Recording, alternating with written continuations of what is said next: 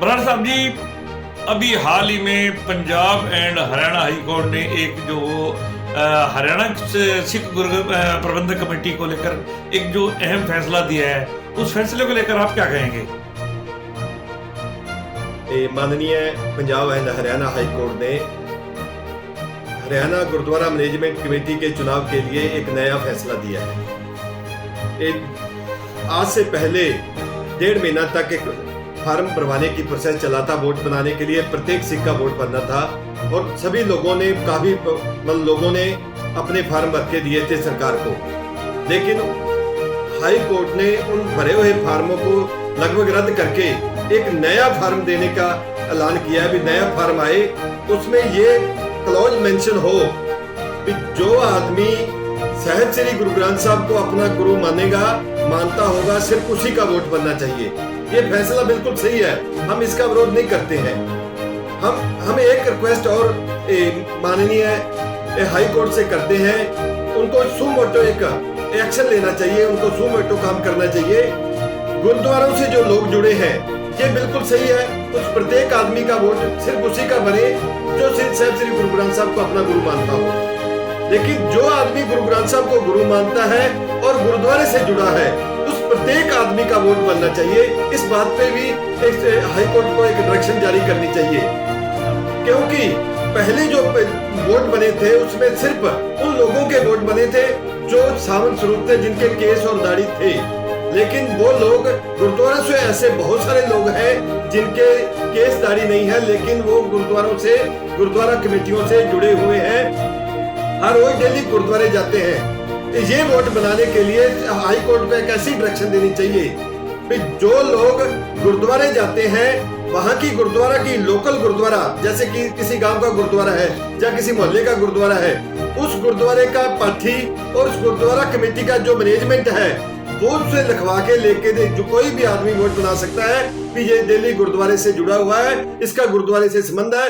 और यदि वो ये मानने को तैयार हो भी मैं गुरु ग्रंथ साहब को गुरु मानता हूं, तो उस प्रत्येक आदमी का वोट बनना चाहिए। उस पर ऐसी कोई शर्त नहीं होनी चाहिए भी मैं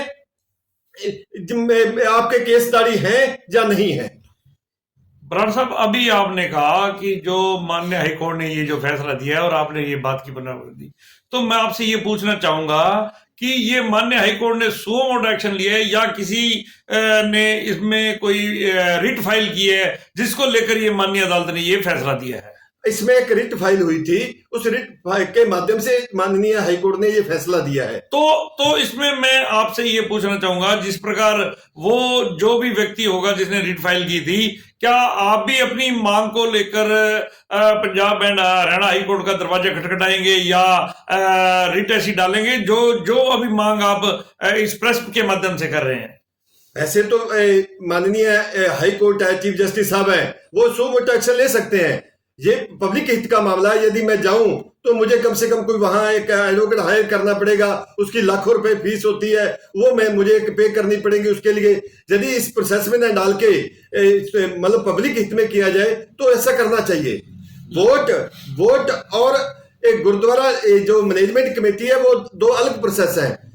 उसमें हम ये चाहते हैं वोट का अधिकार उन सभी लोगों को हो जो गुरु ग्रंथ साहब को गुरु मानते हैं, जो गुरुद्वारे जाते हैं। और गुरुद्वारों की मैनेजमेंट, चुनाव लड़ने का अधिकार सिर्फ उन लोगों को हो जो साहिब श्री गुरु गोबिंद सिंह जी की विचारधारा के मुताबिक अपने आप को, जिन्होंने अमृत छका हुआ है, जो 5 कारों में है, उनकी जो विचारधारा को मानते हैं, सिर्फ उन्हीं लोगों को वोट का, इलेक्शन का अधिकार होना चाहिए। अभी आपने कहा कि अगर मैं हाई कोर्ट जाता हूं तो मुझे लाखों रुपए खर्च करने पड़ते हैं, तो आप यह भी जानते होंगे कि PIL यानी कि जो जनहित याचिका होती है, वो एक रजिस्टर्ड डाक के माध्यम से भी माननीय चीफ जस्टिस के नाम लिखी जा सकती है।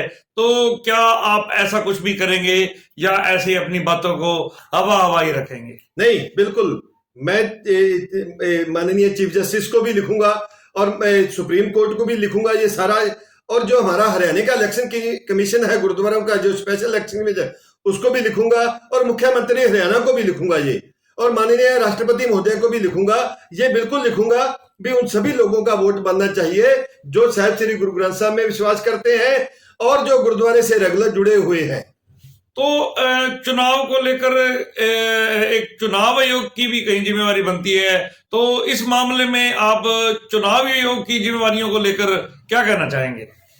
चुनाव आयोग की जिम्मेवारियां, मैं एक स्पष्ट एक बात कहना चाहता हूं, ये वोट हैं, गवर्नमेंट के रिकॉर्ड में ये मेंशन है हरियाणा में कौन सिख है कौन नहीं सिख है।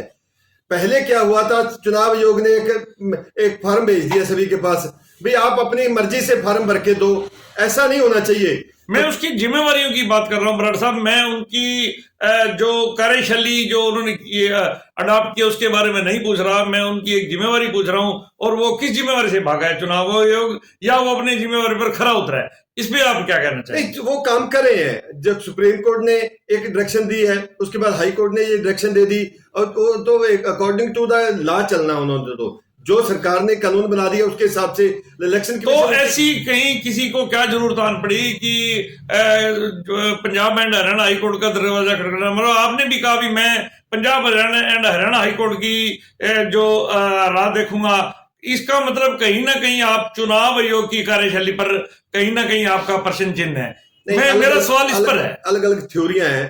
कुछ लोगों का ये कहना है, जैसे डेरावाद वाले लोग हैं, डेरे वाले लोग हैं, वो लोग एक अपना एक लाइव गुरु भी मानते हैं, जिंदा गुरु मानते हैं। ऐसे बहुत सारे डेरे हैं। बराड़ साहब, आप मेरे सवाल को भटका रहे हैं। मैं चुनाव आयोग की बात कर रहा हूं कि चुनाव आयोग की कार्यशैली सही है या गलत है, ये दो टूक में आप बताएं। अगर सही है तो लोगों को जो चुनाव हाईकोर्ट की शरण क्यों लेनी पड़ी, और आप भी कह रहे थे मैं हाईकोर्ट की शरण लूंगा, अगर गलत है तो वो गलत क्यों है, आप इसके बारे में बताएं। चुनाव आयोग नियम से बना हुआ है। नियम ये था, पहले जो वोट का नियम था, हमारा जो हरियाणा गुरुद्वारा मैनेजमेंट कमेटी का एक संविधान बना है, उसमें नियम ये था भाई जिसने जो केसदारी नहीं है उसके वोट नहीं बनेंगे, जो कुट्ठा करता है, जो कुरैते करता है उसके वोट नहीं बनेंगे। मतलब ऐसी बहुत सारी बातें थी। उसने अकॉर्डिंग टू चुनाव आयोग के मुताबिक वो था, लेकिन उसमें क्या हुआ, जो लोग डेरों से जुड़े हुए हैं उनके लोग भी वोट बन रहे थे।